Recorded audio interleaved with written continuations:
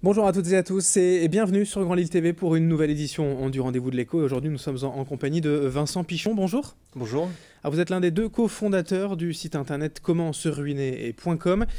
Comme son nom l'indique plus ou moins, c'est un site où l'on peut trouver toutes sortes d'objets insolites. Le sous-titre même, c'est l'empire de la déconne et du cadeau original. Présentez-nous quand même en deux mots vraiment le concept du site. C'est ça, oui. Alors en fait, le but du site, c'est de recenser les objets les plus insolites qu'on trouve sur Internet.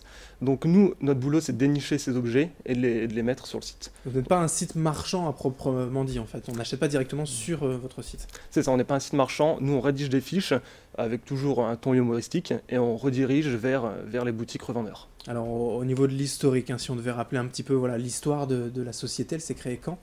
Alors c'était créé en 2012, en janvier 2012, donc maintenant on a 2 ans. Et on est à l'incubateur d'Aura Technologies. Et l'idée de départ, en fait, c'est un constat de se dire qu'il y a beaucoup de sites internet qui recensent comme ça des cadeaux originaux qui les vendent, mais il n'y a pas forcément de moteur de référencement. C'était ça l'idée? Alors c'est ça. Alors nous déjà on aime bien tout ce qui est dans l'univers geek, dans l'univers cadeau original, voilà. Donc on a voulu faire un site qui recense tous ces cadeaux. Au début on a lancé une page en 2012 et ça a vite pris, on a vite fait quelques centaines de visiteurs par jour. Donc on s'est dit qu'on pouvait faire un truc plus sérieux et c'est là qu'on a lancé vraiment le concept de comment se ruiner avec tout ce qui est catégorisation, avec tout ce qui est rédactionnel, cette touche d'humour sur les fiches. Ouais, par exemple, le nom du site, voilà, c'est comment se ruiner, ça pourrait être contre-productif. On pense, on n'a pas envie d'aller se ruiner quand on va faire des cadeaux, mais là finalement, voilà, c'est un peu second degré. Alors bien, c'est tout à fait second degré, bien sûr. Après, le nom Comment se ruiner, les gens s'en souviennent vraiment facilement. C'est quelque chose qui marque. Ça plaît ou ça plaît pas, mais en tout cas, les gens s'en souviennent et vont sur le site. Après, il y a des gadgets insolites, il y a de tout, et il y a aussi des objets très chers. On peut trouver des objets à plusieurs millions d'euros. Voilà, il y a vraiment de tout sur comment se ruiner. Donc on peut vraiment se ruiner. Ouais. Ouais. Alors pour rappeler aussi un petit peu donc l'historique, il y a 2 ans, aujourd'hui vous êtes toujours deux, toujours à l'incubateur, ça prend doucement. Alors aujourd'hui, on est 5. Ouais. Donc on est 3 fondateurs en fait, plus une rédactrice et un responsable marketing. Ouais, donc la société prend tout doucement, se développe à un bon rythme. Oui, oui, alors comme je disais au début, on était à quelques centaines de visiteurs par jour. Aujourd'hui, on a plusieurs milliers de visiteurs par jour. Donc on est très satisfait, ça grossit assez vite. Alors pour ce qui est du référencement à votre travail à proprement parler, comment vous faites pour aller dénicher tous ces objets? Alors au début, c'était un travail qui était très chronophage. Mhm. On devait passer beaucoup de temps sur Internet pour chercher des objets. Aujourd'hui, la communauté s'en charge pas mal. On a plus de 20 000 membres dans notre communauté et ils nous envoient des objets régulièrement. Et vous avez aussi des sites partenaires, voilà, une base de sites que vous connaissez, mais il y en a d'autres aussi qui sont référencés régulièrement, qui arrivent de nouveau? Oui, c'est ça. On travaille vraiment avec 10-15 boutiques régulièrement. Et après, de temps en temps, quand on trouve des objets sur d'autres boutiques ou même dans d'autres pays, on ajoute d'autres boutiques pour recenser ces nouveaux objets. Oui. Comment ça fonctionne après, pour parler un peu plus économique, au niveau du business plan pour vous, vu que vous n'êtes pas un site marchand, donc à proprement parler, sur chaque objet, il y a une commission? Alors, pas sur tous les objets. Sur une grande partie, en fait, on essaye de faire un maximum de partenariats avec les boutiques finales.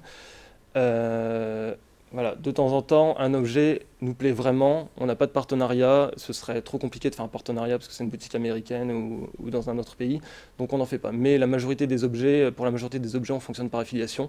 Donc derrière, on renvoie le visiteur sur la boutique et quand le visiteur fait l'achat, nous, on touche une partie, une commission.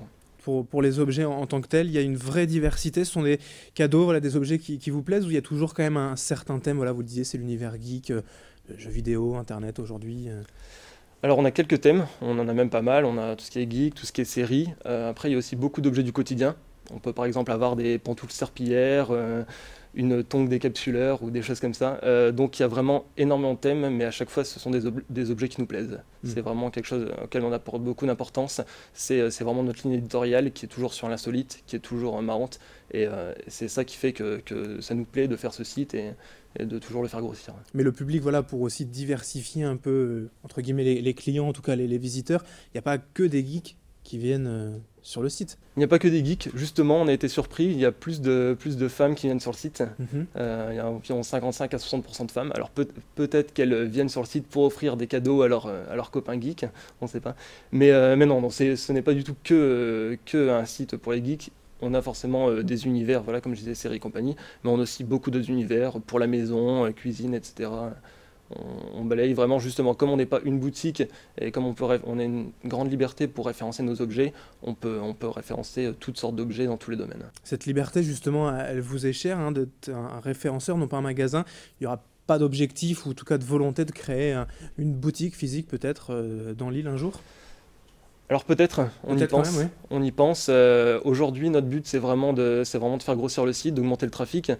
Quand on sera suffisamment gros pour pouvoir lancer de la vente en ligne, peut-être on lancera quelques objets, les objets phares du site, ce qui fonctionne le mieux, on passera sûrement de la vente directe. Oui. Est-ce que vous savez, là, pour finir, dernière question, l'objet par exemple le plus cher qui a ruiné un internaute qui est passé par votre site, si on devait comme ça donner un exemple? Alors l'objet le plus cher qui a ruiné Internet, alors on a des objets très très chers sur lesquels on n'est pas commissionné, donc on ne sait pas si on les vend. Il y a par exemple un sous-marin personnel à 2 millions d'euros. Si quelqu'un l'a acheté, tant mieux pour lui, mais nous on n'a rien touché là-dessus. Par contre, il y a quelqu'un qui a acheté un échiquier mural qui coûte quand même quasiment 1000 euros, qui est vendu aux États-Unis. Ouais. Tout de même. C'est déjà un bel achat, oui. Merci Vincent Pichon d'avoir été avec nous, donc cofondateur de ce site comment se ruiner et.com.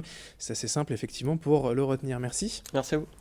Et merci à toutes et à tous de nous avoir suivis pour ce rendez-vous de l'écho. Restez en notre compagnie dans un instant, l'information continue sur Grand Lille TV.